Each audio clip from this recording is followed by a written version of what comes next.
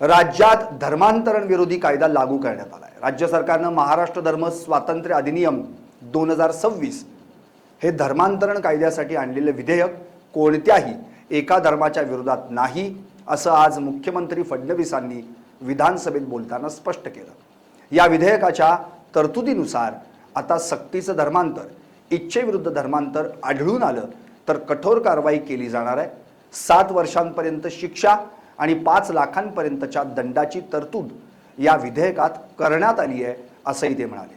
आता सक्तीच्या धर्मांतरावरून जन्माला आलेल्या बाळाचा कोणता धर्म असेल असा प्रश्न उपस्थित झाला तर अशा प्रकारचे धर्मांतर झालेलं नाही असं मानलं जाईल, असंही फडणवीसांनी स्पष्ट केलं। मुळात हे जे महाराष्ट्र धर्म स्वातंत्र्य विधेयक 2026 आपण आणलेलं आहे, अशा प्रकारचं विधेयक आणणारं महाराष्ट्र काही पहिलं राज्य नाही। यापूर्वी देशाच्या 12 राज्यांनी अशा प्रकारचं विधेयक हे संमत केलेलं आहे, ज्यामध्ये ओडिशा आहे, अरुणाचल प्रदेश आहे, गुजरात आहे, छत्तीसगड आहे, झारखंड आहे, उत्तराखंड आहे, हिमाचल प्रदेश आहे, उत्तर प्रदेश आहे, मध्य प्रदेश आहे, हरियाणा आहे, कर्नाटक आहे, राजस्थान आहे आणि तमिळनाडूने देखील ते पास केलं, पण तमिळनाडूचं अजून त्यांनी लागू केलेलं नाही आहे। अशा पद्धतीनं 13 राज्यांनी केलं, 12 राज्यांनी ते लागू केलेलं आहे। आणि हे विधेयक आणत असताना याच्या पाठीमागे हे कुठल्या एखाद्या धर्माकरता किंवा एखाद्या धर्माच्या विरोधात नाही, तर हे विधेयक सगळ्या धर्मांना लागू आहे। त्यामुळे याच्याची जी पद्धती आहे ही सगळ्या धर्मांकरता विविध पद्धती लागू करण्यात आलेली आहे।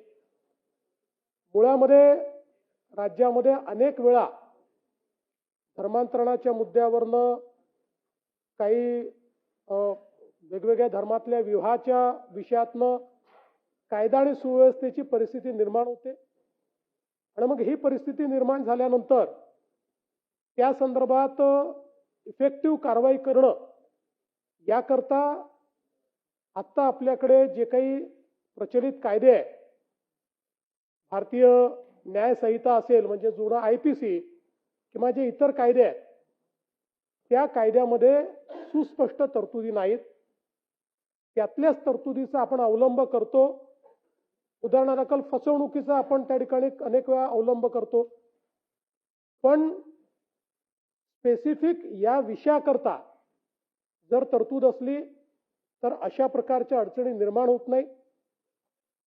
आणि म्हणून ही जी काही वारंवार अशा पद्धतीनं मग दोन बाजूचे लोक एकमेकासमोर येणं, त्यातनं कायदा सुव्यवस्थेचे प्रश्न निर्माण होणं, या गोष्टी होऊ नये याकरता सुस्पष्टता आणण्यासाठी हे विधेयक या ठिकाणी आणण्यात आलंय। मुळात आपल्याला कल्पना आहे की संविधानाच्या आर्टिकल 25 ने प्रत्येकाला धर्म स्वातंत्र्याचा अधिकार दिलेला आहे। कोणाला कुठला धर्म अवलंब करायचा आहे त्याचे अधिकार हे आपल्या संविधानाने आपल्याला दिलेले आहेत। पण हे करत असताना माननीय सर्वोच्च न्यायालयाने एक गोष्ट आपल्याला सांगितली आहे की प्रत्येकाला आपल्या धर्माचा अवलंब करण्याचा अधिकार असला तरी हा अधिकार काही रिस्ट्रिक्शन्सला त्या ठिकाणी अनुलक्षून देण्यात आलेला आहे। आणि म्हणून सर्वोच्च न्यायालयाने जो काही निर्णय दिला त्यात निर्णयात सांगितलंय की right to religion does not include right to convert by force, fraud or allurement. Right to religion includes right to be protected from such unlawful conversions, and the state is empowered to protect its citizens by enacting anti-conversion laws. हे या ठिकाणी सर्वोच्च न्यायालयाने हा निर्णय दिलेला आहे। या अनुषंगाने केंद्र सरकारच्या स्तरावर पूर्वी या संदर्भात कायदा तयार करावा असा विषय आला होता। त्यानंतर त्या काळामध्ये केंद्र सरकारने सांगितलं हे राज्याच्या परिलक्षात किंवा राज्याच्या प्रिव्ह्यू मध्ये हा विषय येतो आणि म्हणून राज्यांनी याच्या संदर्भात कायदा केला पाहिजे। जसं मी सांगितलं या वेगवेगळ्या राज्यांनी 1968 पासून हे कायदे केलेले आहेत। त्यामुळे हा काही आज कायदा होतो असं नाहीये. 1968 पासनं वेगवेगळ्या काळामध्ये कोणी 2002 साली केला, कोणी 5 साली केला, कोणी 7 साली केला, अशा पद्धतीनं हे कायदे या ठिकाणी करण्यात आलेले आहेत. आणि जसं मी सांगितलं की स्पष्टपणे या ठिकाणी सुप्रीम कोर्टाने सांगितले की एखादा कायदा हा कन्व्हर्शन बाय फोर्स, फ्रॉड, अल्युरमेंट याला प्रोहिबिट करत असेल तर असा कायदा संवैधानिक आहे, तो कॉन्स्टिट्यूशनल आहे असं देखील या ठिकाणी सांगण्यात आलेलं आहे. आणि मग या अधिकारामध्ये बळजबरी, फसवणूक इत्यादीद्वारे बेकायदेशीर धर्मांतरणापासून संरक्षण करण्याकरता हे विधेयक आहे. त्यामुळे कोणी धर्मांतर करू नये याकरता हे विधेयक नाही, तर फसवणूक, बळजबरी किंवा तत्सम बाबींकरता आणि त्या माध्यमातून होणारं धर्मांतर हे त्यापासून नागरिकांचं रक्षण झालं पाहिजे याकरता हे विधेयक या ठिकाणी आणलेलं आहे. आणि धर्म स्वातंत्र्याच्या हक्काचं संरक्षण करण्यासाठी आणि बेकायदेशीरपणे एका धर्मातनं दुसऱ्या धर्मात नेण्याच्या संदर्भात या ठिकाणी हे प्रतिबंधित करतं. आता याच्यामध्ये व्याख्या देखील अतिशय स्पष्ट केलेल्या आहेत. प्रतिबंधित काय आहे? प्रतिबंधित आहे कुठल्या पद्धतीनं धर्मांतर होतं, तर ज्याच्यामध्ये आमिष असेल, जबरदस्ती असेल, त्या ठिकाणी फसवणूक असेल, बळजबरी असेल, लबाडी असेल किंवा अल्पवयीन अशा पद्धतीचं धर्मांतरण असेल, गैरवाजवी प्रभाव असेल, अशा धर्मांतरणाला बेकायदेशीर धर्मांतरण ठरवण्यात आलेलं आहे. या पद्धतीनं केलेलं कुठलंही धर्मांतरण हेच फक्त या ठिकाणी बेकायदा धर्मांतरण होणार आहे. आणि जसं मी उल्लेख केला की या सगळ्या ज्या गोष्टी आहेत, म्हणजे पुन्हा इंग्रजीत सांगायचं झालं तर allurement, coercion, deceit, force, misrepresentation, threat, undue influence आणि फ्रॉड यापैकी काही वापरून जर एखादं धर्मांतरण झालं असेल तर हा कायदा त्या धर्मांतरणाला एक प्रकारे प्रतिबंधित करतो आणि त्याला बेकायदेशीर ठरवतो. आणि या संदर्भात अशा पद्धतीनं कोणी वागू नये या संदर्भातली कायद्यातल्या तरतुदी आहेत. आणि या कायद्यातल्या तरतुदीचं जर उल्लंघन करून त्या ठिकाणी एखाद्याचं धर्मांतरण केलं असेल तर धर्मांतरण करणारा व्यक्ती किंवा संस्था हे त्या पद्धतीनं ते इन्व्हॉल्व असतील त्या पद्धतीनं त्या ठिकाणी शिक्षेस पात्र असतील. आणि अशा पद्धतीनं झालेलं धर्मांतरण हे नल अँड व्हॉइड होईल. हे धर्मांतरण झालेलं नाही अशा पद्धतीनं शून्यवत व निरर्थक असं त्या ठिकाणी होईल. दुसरं, अनेक वेळा बेकायदेशीर धर्मांतरण होऊन लग्न होतं, लग्न झाल्यानंतर विच्छेद होतो आणि विच्छेद झाल्यानंतर त्या ठिकाणी नेमकं काय करायचं या संदर्भात न्यायालयाने वेळोवेळी दिलेल्या निर्णयाच्या आधारावर आपण या कायद्यामध्ये ही तरतूद केलेली आहे की केवळ बेकायदेशीर धर्मांतराच्या प्रयोजनासाठी केलेला कुठलाही विवाह न्यायालयाद्वारे शून्यवत व निरर्थक असल्याचे घोषित करण्यात येईल. नल अँड व्हॉइड कोण घोषित करेल? न्यायालय घोषित करेल. न्यायालयाच्या माध्यमातून तो नल अँड व्हॉइड घोषित होईल. आणि बेकायदेशीर धर्मांतरणामुळे एखादा बालक जर जन्माला आला असेल तर त्या बालकाला कुठल्या जातीचं धर्माचं मानण्यात यावं, तर आई बालकाची ज्या पूर्वाश्रमीचा तिचा जो काही धर्म होता तोच त्या मुलाचा धर्म मानण्यात येईल. तथापि आई आणि वडिलांच्या मालमत्तेमध्ये उत्तराधिकार मिळवण्याचा हक्क मात्र त्या बालकाचा त्या ठिकाणी कायम असेल.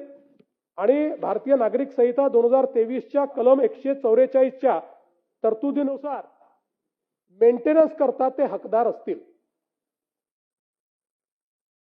यासोबत कस्टडी जी आहे बाळाची ती आईकडे असेल. आता याच्यामध्ये धर्मांतरण जर कोणाला करायचं असेल तर सर्वोच्च न्यायालयाने सांगितल्याप्रमाणे त्याची तरतूद यात केलेली आहे. सर्वोच्च न्यायालयाने आपल्या न्याय निर्णयामध्ये सांगितलं की अशा प्रकारचा कुठलाही कायदा करत असताना एक विहित पद्धत ही धर्मांतरणाकरता देखील आपण घालून दिली पाहिजे. त्या संदर्भात धर्मांतर करण्याचा इरादा असलेली जी व्यक्ती आहे त्या व्यक्तीने जशी लग्नाची नोटीस देतात तशी धर्मांतरणाची नोटीस द्यायची आहे आणि सक्षम प्राधिकरणाने ही खात्री करायची आहे की हे स्वेच्छेने धर्मांतर होत आहे आणि त्यानंतर ते धर्मांतर करण्याचा त्याला अधिकार असेल तो ते धर्मांतर करू शकेल. मात्र असं जर लक्षात आलं की या तरतुदीचं उल्लंघन करून या ठिकाणी ते करण्यात येत आहे तर त्या संदर्भात यापूर्वी सांगितल्याप्रमाणे त्या संदर्भातली कारवाई जी आहे ती कारवाई करण्यात येईल. मग त्याच्यामध्ये आपण कायद्यात त्याच्या तरतुदी दिलेल्या आहेत की त्याची विहित पद्धत काय असणार आहे आणि समजा ती प्रोसेस पूर्ण केली तर त्याची नोंद होईल आणि मग एकदा ती नोंद झाली तर मात्र ते कायदेशीर पद्धतीनं आणि स्वेच्छेनं केलेलं धर्मांतर समजण्यात येईल आणि मग त्याकरता कुठल्याही प्रकारच्या फौजदारी कारवाई किंवा तत्सम पद्धतीनं काहीही त्या व्यक्तीच्या विरुद्ध आपल्याला करता येणार नाही. आणि म्हणून एखाद्या व्यक्तीने या संदर्भात जर कारवाई पूर्ण केली नाही तर मात्र किंवा समजा धर्मांतर केलाय आणि त्या संदर्भातली इंटिमेशन दिलेलं नाहीये अशा पद्धतीचं असेल तर ते धर्मांतर मात्र नल अँड व्हॉइड या ठिकाणी मानण्यात येईल.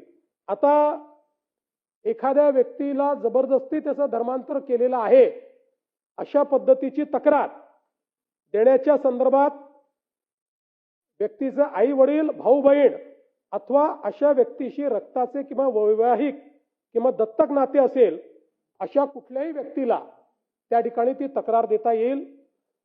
पण एखाद्या केसमध्ये पोलिसांना जर असं वाटलं तर पोलीस की बाबा याच्यामध्ये तक्रारदार नाहीये पण ॲपरंटली अशा पद्धतीची घटना घडलेली आहे तर कायद्याने पोलिसांना ते सुमोटो अधिकार आहेत.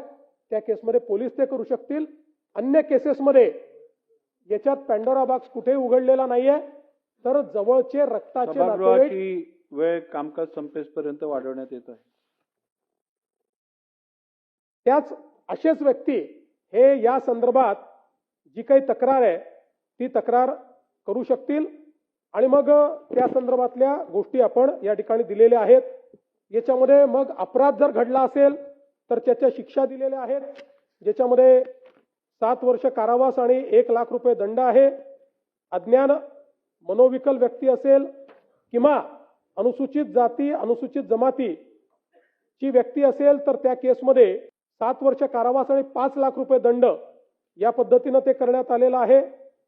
सामूहिक जे काही त्या ठिकाणी असं कार्य होतं त्याला 7 वर्ष कारावास आणि 5 लाख रुपये दंड आहे.